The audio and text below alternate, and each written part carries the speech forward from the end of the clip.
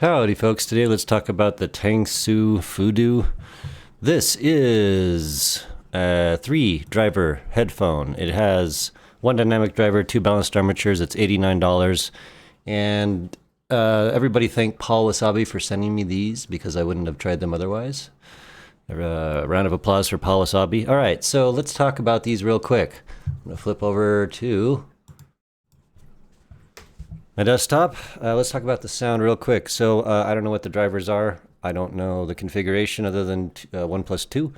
The sound is a rather mid-centric IEM, and the reason why I'm talking about these is they have a really nice open swirly stage. The 3D factor on these is actually super good. It is probably better than any other 1+2 I've heard so far. But it's got a little bit of rough edges. We'll talk about that. But yeah, so the X factor on this is definitely the staging, sort of the 3D swirliness around the head. Much kind of reminded me of Twilight. Now, it's not as good as Twilight for obvious reasons, but that's just sort of the overall mojo of this headphone.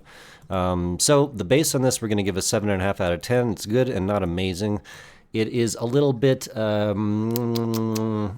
what's the word I'm looking for?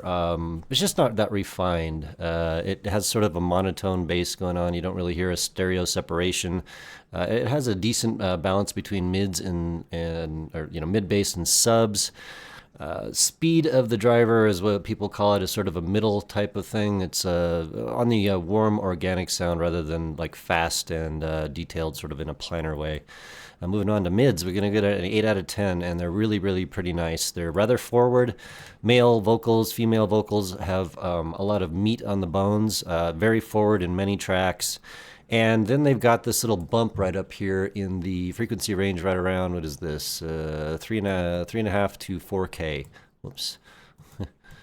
And so this little bump right up here is causing a bit of shout factor, but it also gives you a really open feeling to the sound, which I like, but the shout factor causes a little bit of problems with volume scaling, which I'll talk about in a minute. So mids are, like I said, 8 out of 10. I figure they have a little bit of balanced armature in the uppers, maybe that little bump right up there near 4K. They are kind of like not thick or thin in terms of just overall. I would call them sort of middles, mids, something like that. All right, moving on to treble, right in the pocket, not pushed, but they have a really rather open, nice, airy feeling to them. Not super top of the line styled treble, but I like it. I'm going to give it an 8 out of 10. And so for what I think they were going for, which is a really natural replay, they nailed it. It's really nice. It doesn't feel dark or bright. It's just right about there. Although I would say that little peak right around 4K, I could probably do without that. They could probably do something else there, but it's got its own little mojo thing going on there. So also OCD, like little sparkles. You do get some of that stuff occasionally when the track is actually mixed with that, but it doesn't pull that out of nowhere, shall we say.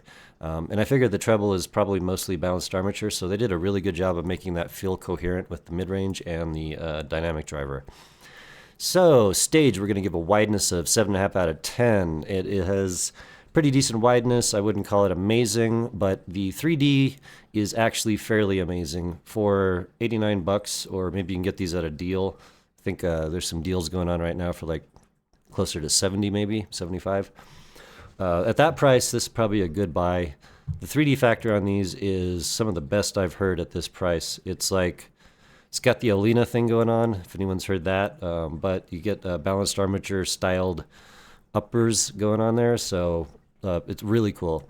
Depth, we'll give an 8.5 out of 10. It's got a really nice, you can pick out like sort of things close or far away from you. That's sort of the depth I'm thinking of. Very nice. And imaging, 7.5 out of 10. Not spectacular, but pretty decent actually overall. Phantom center image is an 8 out of 10. So that is, vocals, do they appear like they're sort of coming from nowhere, right smack in the center of your head, or at least hopefully in front of you. These feel more like in front of you and fairly centered. So we give it an 8 out of 10. Volume scaling, we're going to give a 7.5 out of 10, and that's because of this little guy right up here. This little guy is no good, man. They should have done something with that, or done something slightly different. It's just a little too high. Maybe come down, what is this? How many decibels for the... Looks like about maybe 4 decibels, so I would have gone down to maybe just 2, and that would have given it a little bit of pop there, but not quite as much shout. Transient attack is going to be dynamic driver in nature. I don't really feel any extra top-of-the-line mojo going on there, but you can go over the top with that, and it feels synthetic and weird, so this is way more on the dynamic driver, sort of organic, maybe slightly mushy actually, and that's going to be why this is like a mid-range set rather than something a little bit better. Going on to blues, we got blues are really pretty good. Nothing to say here, really, just good. You know, I can enjoy blues. The little bump in the mid-range does absolutely give a little bit of extra mojo to the mid-range, as I've talked about, but you know, pretty good. Classical is really good actually on these. That little bump there really helps instruments breathe and hear a lot of that upper sort of resonance harmonics in the mid-range. Really nice, love it. And also it's not thick or thin. It has a really nice balance to everything. And also the stage, you can hear the venues things are in super well. X Factor shining through, so these are really good. Classical is excellent. So if you were to buy these, I'm just going to say this right off. It will be probably for classical. You do pretty good with disco. I don't know anyone would buy anything for disco. Electronica is actually pretty amazing because of the stage, the X Factor, things, swirliness. A lot of that stuff has micro detailed stuff, little Easter eggs, and it's all amazing. Jazz was absolutely perfect. This has like a really nice tonality for that, just thick enough to be sultry and warm, and the mid-range just pops through, the instruments shine through. It's really, really nice for jazz. Metal is not going to be what you're going to buy this for, but guitars are nice and chunky. The upper mids get really a little bit too much after a while because of that little bump up there. R&B is no, the bass is just not good enough, although things like Sade and Beastie Boys came across really, really nice, just to mention that. So like rap is a no, maybe some R&B might be a yes. Reggae was actually really amazing. The vocals and so much stuff, male vocals, harmonizing vocals were just, really, really nice. Bass was like good enough to just do the trick. But the vocals on reggae really saved the day for me because I pay attention to them very much. Rock and roll was a just no. That little cock, that bump up there in the mids is just not doing it for me. Soundtracks were really nice because of the stage, X Factor, mojo, swirliness, just super cool. Also the vocals in stuff popped above everything and just bam, you know, really super nice. Vaporwave's that X Factor again, staging, super awesome, just loved it. And Vintage and Lounge was really, really quite nice. Just everything fell into place well, even including the bump. And conclusion, price on these is fairly low. These are actually really fun IEMs, in my opinion. Then probably depends on what you mean by fun. Fun isn't going to be like, big V-styled set. That's not what these are about. They're really rather mid-centric, and I find them fun in the respect that the stage captivates me, and I can enjoy stuff that doesn't necessarily pop on other sets. And I had a really nice time with them. Yeah, and but I would say volume scaling is not as good as they could be because of that bump, probably, for sure. And I wish they would do something else with that, maybe drop it down a hair. But the X Factor makes up for that entirely. And also the coherency, having balanced armatures and the dynamic driver is really, really good. It doesn't come across as like a three drivers. It comes across more like one nice coherent driver, which is super good.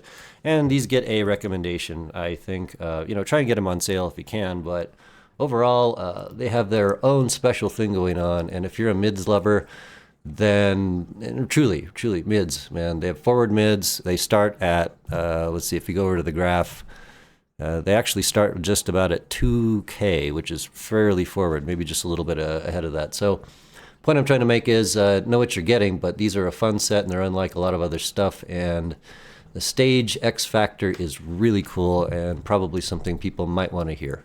Right on, and I will talk to you on the next one.